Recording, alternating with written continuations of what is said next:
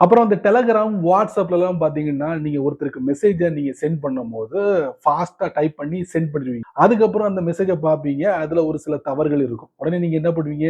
Edit அப்படிங்கிற பட்டன use பண்ணி, நீங்க சரி பண்ணி, மறுபடியும் சென்ட் பண்ணிருவீங்க. இது டெலகிராம்லயும் இருக்கு, வாட்ஸ்அப்ல இருக்கு. கூகுள் மெசேஜஸ்ல இருக்கா? நீங்க சொல்லுவீங்க இல்லன்ட்டு. ஆனா இப்போ புதிய அப்டேட்ல கூகுள் மெசேஜஸ்ல அந்த வசதிய குடுத்திருக்காங்க. எப்படி பயன்படுத்தணும் அப்படிங்கிறத நான் சொல்றேன்.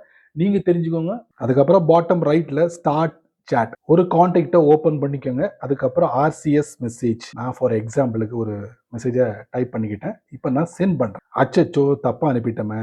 இப்போ பிரஸ் அண்ட் ஹோல்ட். டாப் லெஃப்ட்ல பாருங்க ஒரு பென்சில் ஐகான். Edit message. இப்போ நீங்க சரி பண்ணிக்கங்க. அதுக்கப்புறம் ரைட்ல ஒரு ரைட் மார்க் குடுத்துருங்க.